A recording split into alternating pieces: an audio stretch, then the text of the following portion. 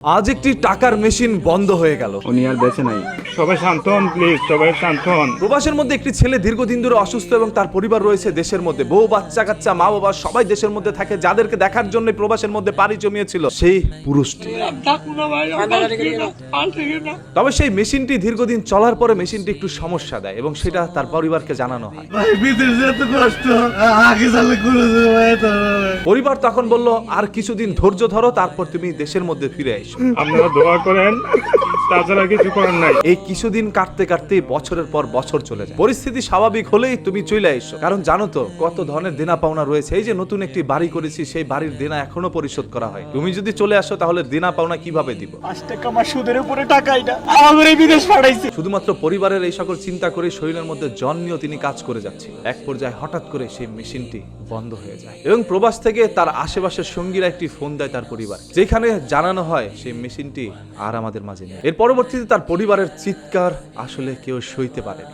Please please কান্না করেন না, সান্ত্বনা দেন। দেখেন, আপনার ছেলে প্রবাসের মধ্যে পাড়ি জমিয়েছে। কতই না স্বপ্ন ছিল সেই ছেলেটির যে জীবনটাকে একটু উপভোগ করবে, তবে উপভোগ করতে পারে না। যখন তার রঙিন পৃথিবীটা দেখার কথা, তিনি তখন গিয়ে কাজ করে যাচ্ছেন। আর এমন কাজ, সকালে যায়, রাতের বেলা বাসায় ফিরে আসে, রান্না বান্না শেষ করে খাওয়া দাওয়া করে আবার সকালে কাজের মধ্যে চলে যায়। তবে যতই পরিশ্রম করুক একজন প্রবাসী কিন্তু মনের মধ্যে কোনো কষ্ট রাখে না তার পরিবারকে খুশি করানোর জন্য। একটি কথা মনে রাখবেন, একটি পুরুষ যতই পরিশ্রম করুক সেটা কিন্তু কষ্ট না। তার পরিবার থেকে দূরে থাকা, তার পরিবারের কষ্ট দেখা একটা পুরুষের সব থেকে বড় কষ্ট। আমি মনে করি একটি মানুষের সব থেকে কষ্টের মৃত্যু হচ্ছে সেটাই, যেখানে মৃত্যুর সময় তার পরিবার, তার আশেপাশের ভালোবাসার মানুষগুলোকে তিনি দেখতে পারেন না। শেষবারের মতো তার পরিবারকে এক পলক দেখতে পারেননি এই ভাইটি। আমাদের পৃথিবীতে অসংখ্য প্রবাসীরা রয়েছে। আমাদের বাংলাদেশের থেকে অসংখ্য মানুষ প্রবাসে গিয়ে পাড়ি জমিয়েছে। এমনও মানুষ রয়েছে আজকে 15 বছর, 20 বছর, 30 বছর হয়ে গেছে তার পরিবারকে দেখতে পাচ্ছে না। শুধুমাত্র এই ভিডিও কলেই তারা সীমাবদ্ধ। যেই বাবার স্বপ্ন দেখে তার সন্তানকে পাড়ি জমিয়েছিল বিদেশের মধ্যে, সেই বাবাও দুনিয়া থেকে চলে যাওয়ার পর ভিডিও কলে এসে সেই বাবার মৃতদেহটা দেখে। যে মায়ের স্বপ্ন ছিল তার সন্তানটাকে সবসময় চোখে চোখে দেখবে, সেই মাটাও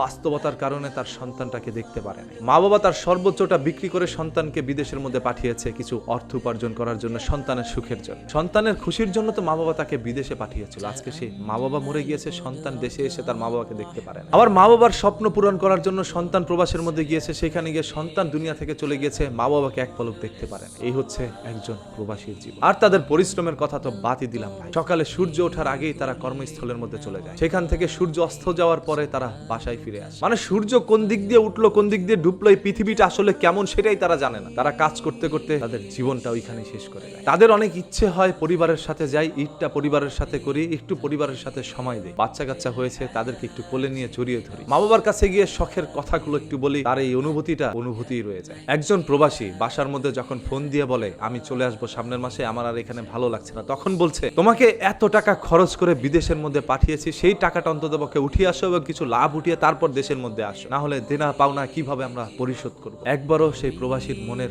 অনুভূতিটা মা বাবা, ভাই বোন, আত্মীয় স্বজন কেউ বুঝতে পারে না। মাঝে মাঝে কিছু সংখ্যক ভিডিওর মধ্যে তাদের চোখের অশ্রুগুলো আমরা দেখি, তবে মনের ক্ষতগুলো আমরা কখনো অনুভব করতে পারি না। এমনও প্রবাসী রয়েছে যারা প্রবাসের মধ্যে পাড়ি জমিয়ে ওইখানে মৃত্যুবরণ করেছে এবং তাদের মরদেহটাও দেশের মধ্যে আনতে পারছে না। মা বাবা তাদের শেষ মুখটুকু দেখতে পারে না, সন্তান তার বাবার চেহারাটা দেখতে পারে। এইভাবে বিচ্ছিন্ন এক জীবন কাটাচ্ছে প্রত্যেকটি প্রবাসী। তাদের চাইতে ত্যাগী মানুষ পৃথিবীতে আর কেউ হতে পারে না। তাই এই মেশিন নষ্ট হওয়ার আগেই তাদেরকে প্রাধান্য দিতে শিখো। তারাও মানুষ, তাদেরও মনে অনুভূতি রয়েছে। তাদের এই পৃথিবীতে টাকা পয়সা আর কিচ্ছুর প্রয়োজন নেই। তারা চায় আপনাদের সাথে হাসি খুশি ভাবে জীবনটা কাটিয়ে দিতে।